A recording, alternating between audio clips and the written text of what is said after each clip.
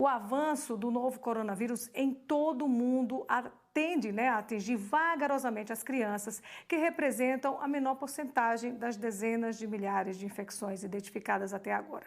Mesmo não fazendo parte dos grupos de risco, o maior estudo realizado até o momento foi feito pela revista acadêmica Pediatrics com crianças e o vírus, e descobriu que, embora a maioria desenvolvesse sintomas leves ou moderados, uma pequeníssima porcentagem, especialmente bebês e crianças em idade pré-escolar, pode ficar gravemente doente. Pode ficar doente? Pode ficar doente, mas gravemente doente. Para orientar pais e cuidadores dos pequenos, convidamos a pediatra Fernanda Novaes, e você daí de casa, preste bem atenção para não cair em fake news, ok? Olá, doutora Fernanda, Olá, seja bem-vinda mais uma vez. Obrigada. Doutora Fernanda, os pais estão enlouquecidos, porque, na verdade, a gente não tem números reais. A sociedade não acredita nesses números que o Brasil está divulgando, até porque a gente tem problemas com insumos, também com testes para saber quem está sendo suspeito, quem tem dificuldade. O Brasil tem dificuldade como um todo.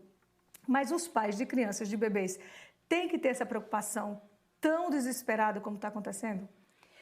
Nós temos que ter cuidados, né? Não vamos entrar em pânico, mas também não podemos negar os riscos potenciais que estamos vivenciando. Então, como é que o coronavírus afeta os pequenos, por exemplo?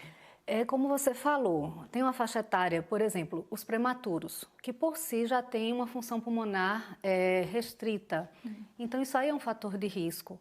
E como nos extremos da vida, tanto os idosos quanto os prematuros, eles estão mais propensos às infecções respiratórias, e o coronavírus, o Covid-19, também não vai ser uma exceção, né? Tanto é que a gente está vendo que para os idosos nós já temos uma estatística bem estabelecida e em relação à pediatria e aos pequenos isso ainda está sendo melhor estudado. Certo. E a senhora citou agora os prematuros, mas com relação às crianças maiores de 2 anos, de 2 aos 10 anos de idade? São Como poucos casos, né? Os casos têm sido pouco relatados. A letalidade também tem sido baixa, mas nós sabemos que eles são possíveis transmissores e os cuidados têm que ser redobrados com relação à imunidade, com relação a como um jovem e um adulto também. Tem sempre muito pai se preocupando porque o filho estava gripadinho, mas já melhorou, assim também como o adulto. Eles, depois de passar por essa fase de gripe, eles, se tiver contato com pessoas que estão em situação de risco, pode pegar, chega para repetir isso, pode ter o coronavírus, não? Se eles griparam por influenza ou qualquer outro... Ou gripe simples. Resfriado comum, por adenovírus, por exemplo, eles podem sim se infectar pelo coronavírus. Tanto a criança quanto o adulto. Tanto a criança quanto o adulto. Então, como é que os pais devem explicar essa situação para as crianças e ter aquela ajuda, né? Porque é difícil você explicar sem assustar. Muitas crianças estão assustadas, viu, gente? E é importante, isso é função dos pais, não é da escola nem é da babá, é função dos pais deixarem as crianças calmas e também ter essas crianças como aliado. Porque elas não vão ficar de olho 24 horas, apesar de ter em casa, né, doutora? Como é que elas podem trazer essa campanha sem assustar as crianças? Então, assim, primeiro a linguagem deve ser clara, né?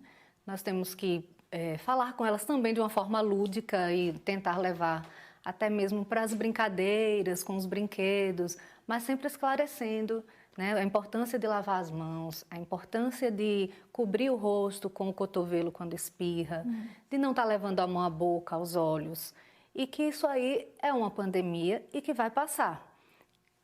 E elas devem estar conscientes dessa participação colaborativa na família que elas vão ter. Certo. Antes de eu passar para outra dúvida também, que é muito comum dos pais, por exemplo, como é que eu posso identificar uma gripe simples, um resfriado, uma alergia ou coronavírus numa criança? Que essa é uma pergunta muitos pais mandaram para a gente quando souberam da sua visita aqui no estúdio.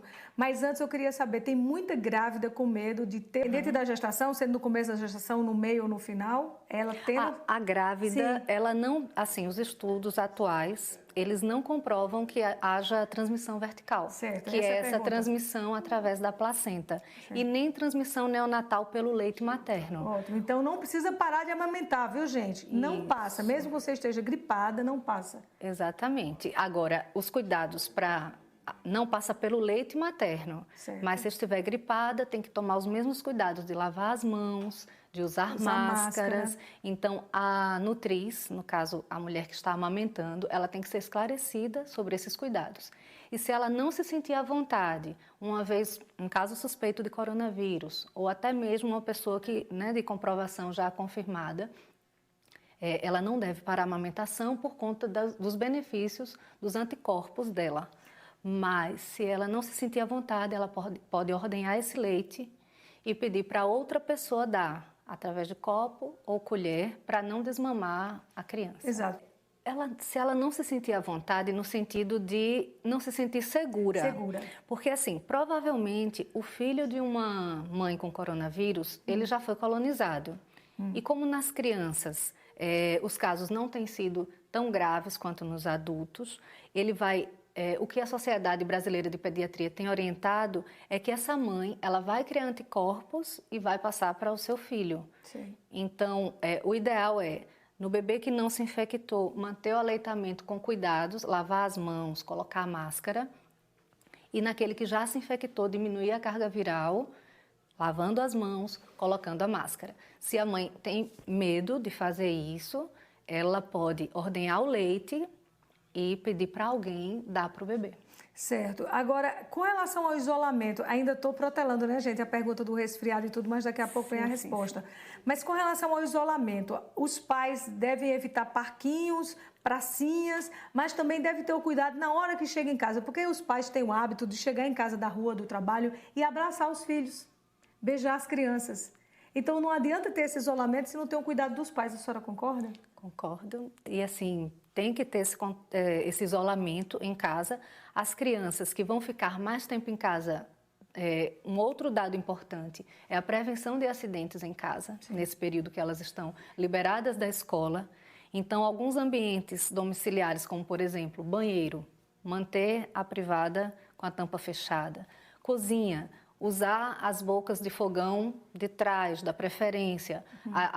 Os cabos das panelas voltados para dentro, né? Não deixar para fora. Não usar toalhas de mesa muito compridas, porque a criança pode puxar. São tantos cuidados que os pais, os babás e os avós devem ter, apesar de que o Ministério da Saúde não recomenda que os avós fiquem perto dos netos. Exatamente. Mas às vezes já moram na casa e não tem como desvencilhar esse grupo de risco com as crianças. Mas agora vamos para a pergunta mais, que foi a pergunta mais mandada assim, para a nossa redação. Como é que os pais podem identificar quando é gripe, quando é resfriado, alergia ou coronavírus? Então, no caso da febre, por exemplo, nas alergias, ela não vai estar presente. Tá. Então, numa gripe comum, vai ter uma febre até 39 graus. No coronavírus, pode ser de uma febre leve a uma febre muito alta e com calafrios. Com relação à secreção, numa alergia, é coriza, geralmente, o que vai ocorrer. Sim. Já no resfriado comum, coriza, secreção esverdeada. No coronavírus, secreção purulenta, na maioria das vezes. Certo. E o cansaço? Em relação ao cansaço, na alergia, a não ser que a pessoa tenha asma, ele pode estar presente numa alergia com hiperreatividade dos brônquios. Mas já no caso, por exemplo, de um resfriado comum ou de uma gripe, o cansaço ele pode estar presente por obstrução. Certo. Já no coronavírus, para cada 6 casos vai evoluir para um cansaço progressivo, para uma falta de ar progressiva. A senhora aconselha as mães e os pais levarem as crianças para o hospital quando apresentar o quê? Quando apresentar febre, com certeza, Sim. Né? E mais algum dos sintomas respiratórios. Certo. Então, fica a dica, gente. Apresentou febre, problemas respiratórios, leva para o hospital. Não apresentou isso, é uma gripe tranquila, cuida em casa, com carinho, amor, bastante água e repouso. Doutora, muito obrigada pelas informações e também pela participação aqui no GR1. Sempre uma satisfação.